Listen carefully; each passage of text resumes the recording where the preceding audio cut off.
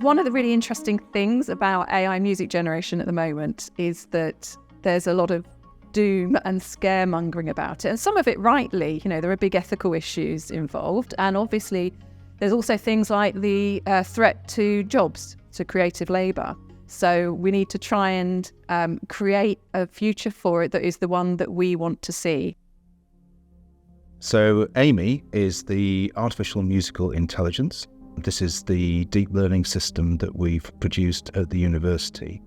There are lots of parameters in AMY which are learned through a training process. So given many, many examples, thousands of examples, the network learns regularities in that, the statistics of that, and then can make predictions. And my role is around creating the music AI models. So that includes design the models from a large amount of data and training the models and working with the musicians so that the model can be used as a part of that creative process. So the way AMY works is it learns from a large amount of music data that includes classical music. So that's how we started AMY. Then we gradually feed in different data, including pop, rock, and electronic music. And so the way AMY is able to learn from this music data is that we encode the music data into a format of tokens. So by tokens, that means the different notes, pitch, durations of the notes, and the dynamics, and the instruments, and other metadata that can be associated with the music. Then we employ a large language model called transformer models. That's very similar to the models like ChatGPT. So this large language model can be used to learn this long-term structure of the music data. AMY is an assistive tool, so we're not trying to create something that will replace music composers. We're trying to create a tool that will help composers in their artistic expression. We want to help composers with the different tasks they might have. Some of those might be things that they can already do, but it might help them do it quicker. But also, AMY is something that composers can use perhaps to do tasks that actually humans would find quite difficult or even tedious, but actually things that you may not have even thought of as a composer. So musicians like ELA that we've been working with have provided us with music that they produced in MIDI form, and we've been able to use that in a further stage of training to make a specific model, as it's called, for that musician. And that means that the system should be more likely to produce music of the form that that musician would like and might have produced themselves. So my usual creative process is quite fluid. I guess similar to sculpture in that often it's about layering things up and then mostly about removing to reveal some kind of structure. With AMY, what I've tended to do is upload a piece of MIDI and then use the model to extend that MIDI. What I then do is very much create the next branch from the thing that I liked the best, and then from that really zoom in and pick out maybe a few little loops that I can start to use. And those tend to become seeds of a new piece of music, but really I use it as a tool for inspiration more than anything else. Well, I'm really approaching AMY more like an oblique strategies style game, or looking at it in terms of ideas generation. And it's really fascinating because it throws up ideas that I would never think of. And I think people don't appreciate how much work you have to put in to actually make AI sound good. And I suppose if you think about it, if you're going to master an instrument, if you're going to sit for hours and practice the piano, you can't just play a Mendelssohn piece. You have to really work your way making a piece sound great. And I think that's the same thing with music AI.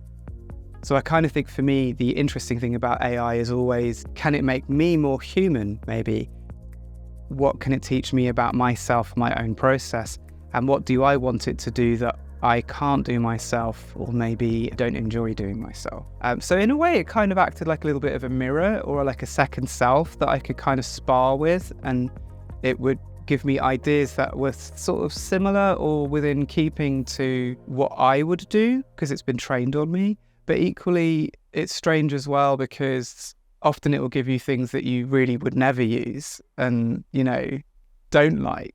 But then every now and then it gives you a nugget of something absolutely brilliant. AI music generation presents a few ethical challenges. What music has been used to train the systems? Who are the rights owners? And how do we recompense them? Again, these are all questions that we're using Amy to understand. I don't think that AI is going to take over from composers' livelihoods because from the beginning of time we've been banging drums and howling at the moon. However, I do believe that we are going to have to really think about the value of the human and why we go to individuals. What is it that we seek from each other on a fundamental human level? And I think there are going to have to be protections put in place to safeguard actual livelihoods.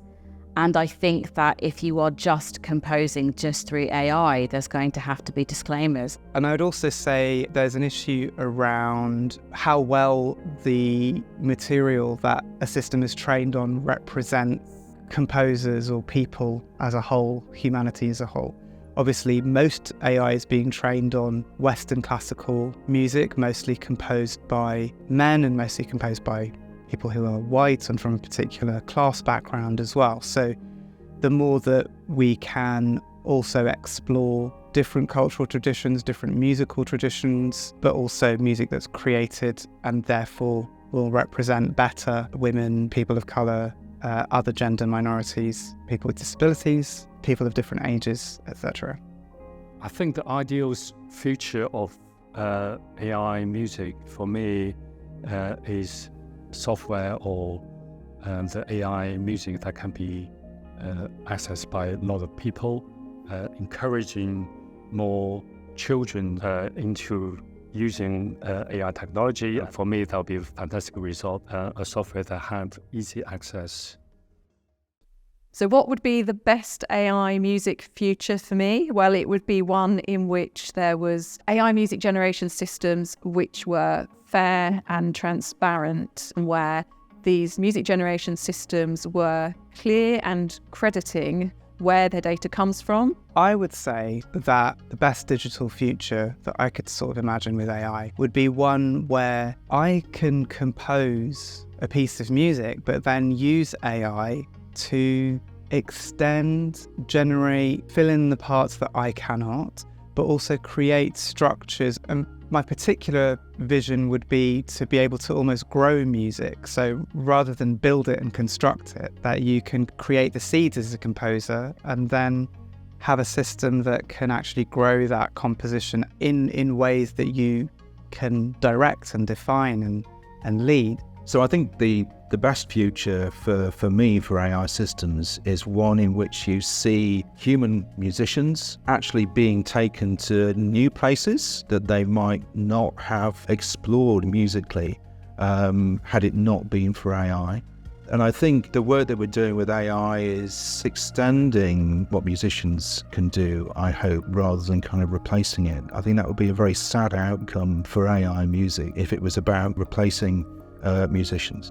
What I like is the ideas generation, and I'm interested in actually training a model using some of my own works to see what it brings back to me. I mean, that might be, wonderful, or it might just be completely painful.